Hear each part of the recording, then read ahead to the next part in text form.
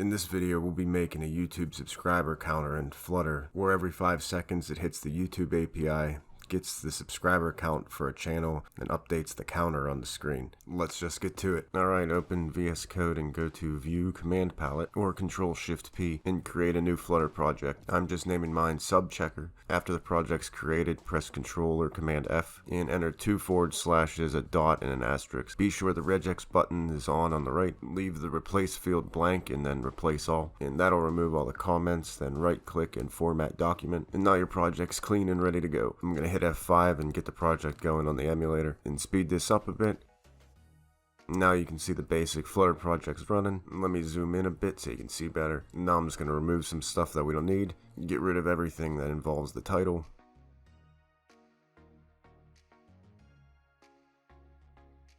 Get rid of the increment counter method. Get rid of the app bar.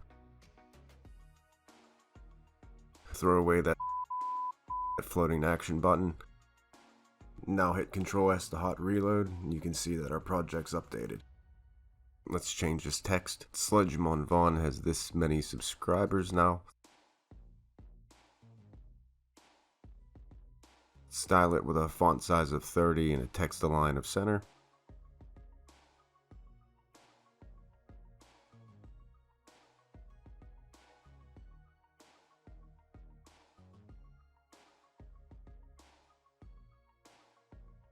Control S to hot reload to update. Let's change the style of the text below to a font size of 80. Control S to hot reload to update it. Let's go up and add an init state method, which will run on app launch.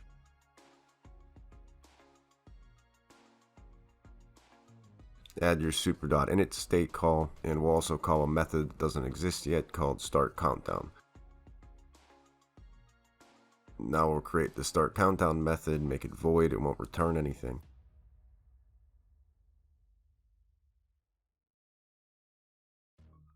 And this will contain our logic that will check for the subscriber count every 5 seconds. Let's create a constant duration of 1 second called interval.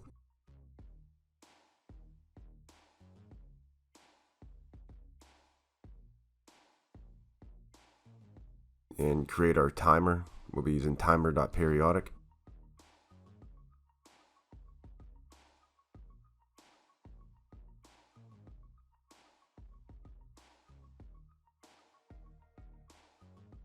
Timer is a part of the Dart async class, so you'll have to import it. Let's go up and create an int called current time and set that to 5. And change our counter int to a string. We aren't going to be adding or subtracting to the counter, so we don't need it to be an int. Head back down to our timer.periodic, and we're going to enter a set state call. If current time is greater than 0, we're going to take current time and subtract 1 from it.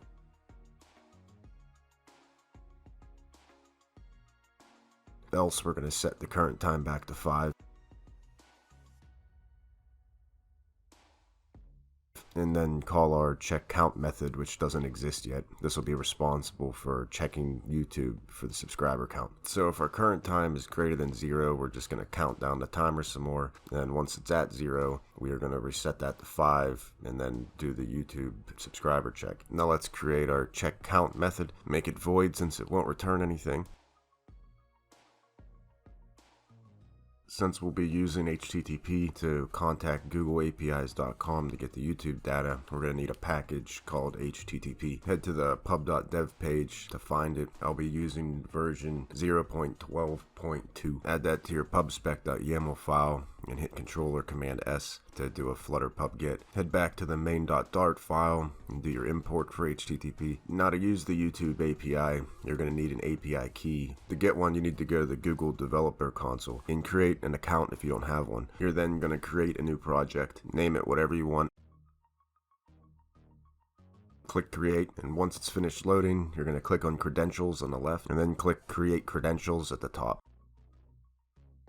click API key, and once it's generated, go ahead and copy it. Head back to your main.dart file and create a new string called API key and paste your API key into that. Now, you shouldn't really be sharing your API key with the public because somebody could use it and use API requests on your behalf and end up costing you money. To help limit this, you can also create restrictions for the API key in the Google console. In my case, I'm just using this as an example, so I'll have this API key removed before this video is even published. Now, to use the API, you can check out the documentation for everything you can do with it, but in my case, I'm just getting subscriber count. So I already have the API call parameters set here, and you can just copy this and it should work the same for you, using your own API key, of course. Now I'll break down the parameters of the API call here. Now, this is a real quick overview about the API URL we are using, so you need to consult the documentation for more use cases. But essentially here we are getting statistic data from a specific channel, and that channel, identified by the ID parameter, is my channel, and you can find this information in the URL of a YouTube channel. And the key parameter is just our API key. Now we'll create a variable called response, which we will await the HTTP.GET request to the URL. Now, since we are using await in our check count method, we need to make check count async. Create a new variable called decoded response, and we're going to JSON decode response.body, and this will provide a JSON object from the response from calling YouTube's API. JSON decode depends on the Dart convert package, so make sure you import that. Create a string called new count, and we're going to parse our JSON data here.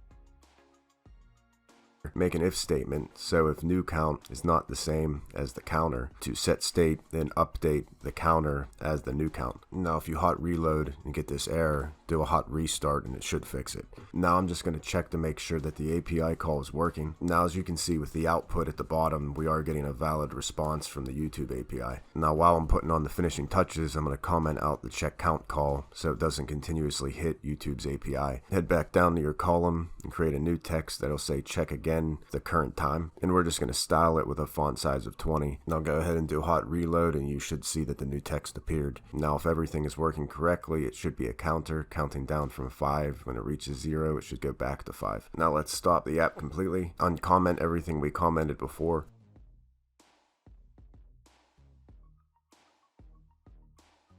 run the app again, and now you should see the timer running with the updated subscriber count.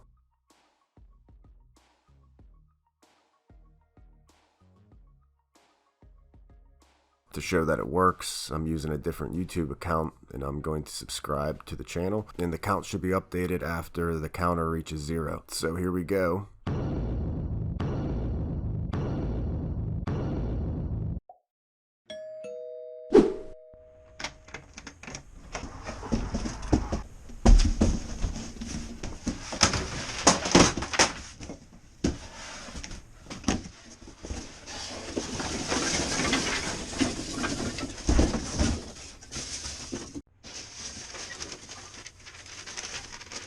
Dear Slutmonvon, congratulations on acquiring 1 subscribers.